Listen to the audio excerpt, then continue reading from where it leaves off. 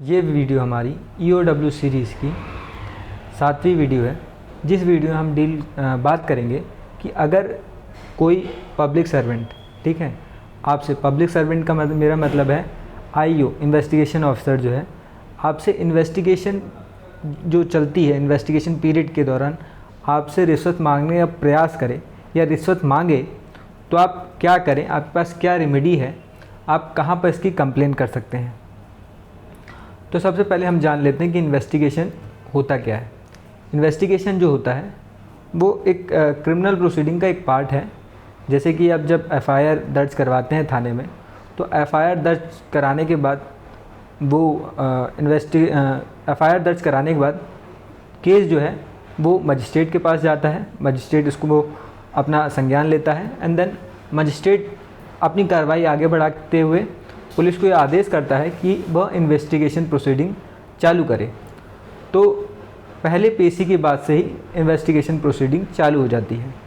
Investigation proceeding जो है वो 90 दिन तक चलती है। 90 दिन के बाद पुलिस ऑफिसर को एक रिपोर्ट बनानी पड़ती है, जिसे हम चार्जशीट कहते हैं।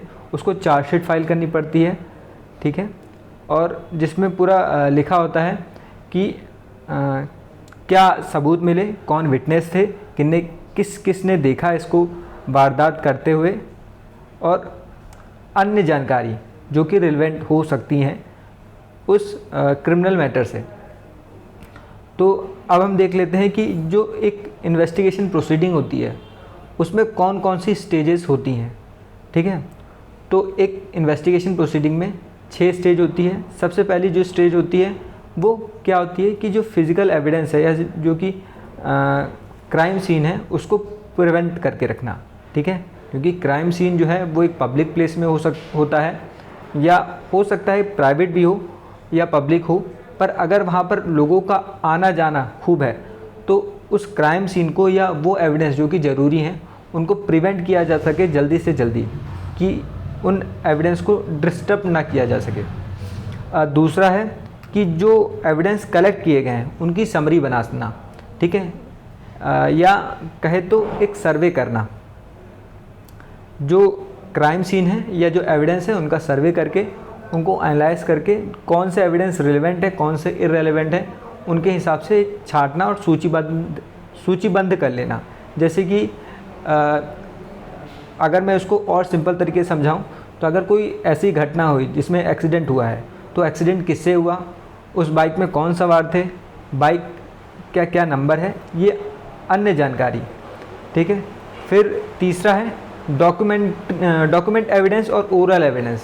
जो डॉक्यूमेंट एविडेंस है और ओरल एविडेंस है उनको इकट्ठा करना।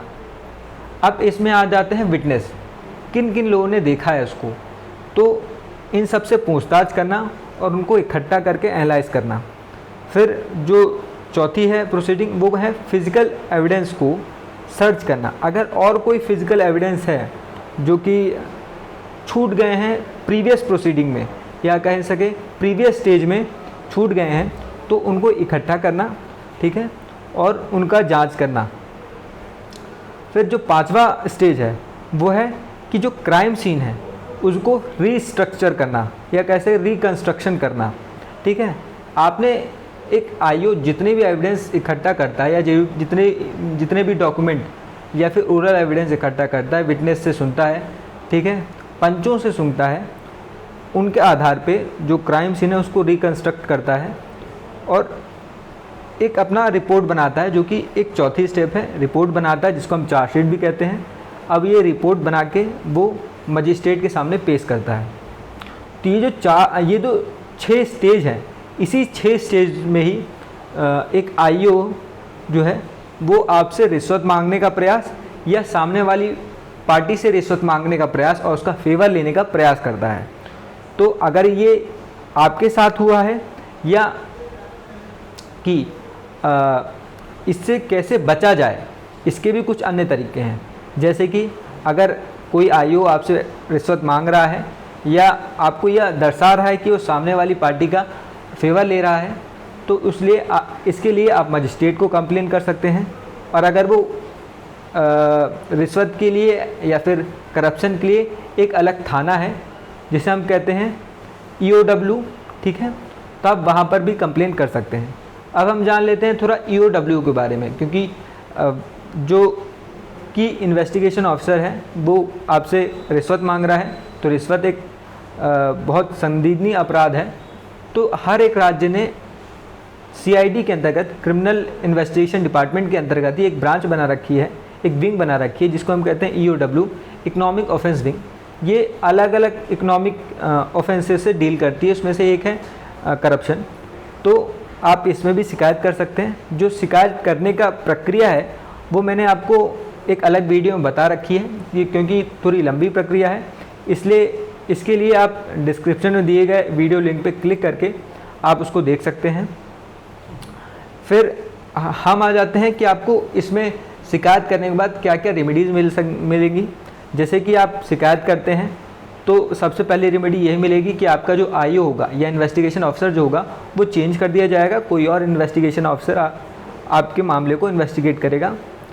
दूसरा ये रेमेडी मिलेगी कि जो प्रीवियस इन्वेस्टिगेशन ऑफिसर था उसके खिलाफ क्रिमिनल अथवा डिपार्टमेंटल प्रोसीडिंग भी चालू हो सकती है। और अगर आपको कोई मानसिक तनाव पैदा किया है उस प्रीवियस पब्लिक सर्वेंट ने, तो आप कंपनसेशन के लिए भी सिविल कोर्ट में जा सकते हैं।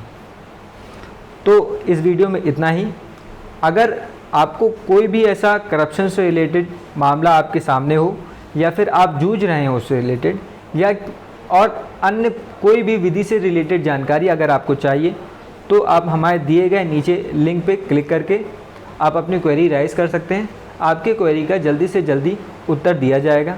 और अगर आपको जल्दी से जल्दी आपके प्रश्न का उत्तर चाहिए तो हमारे दिए गए नंबर पे आप हमसे संपर्क कर सकते हैं।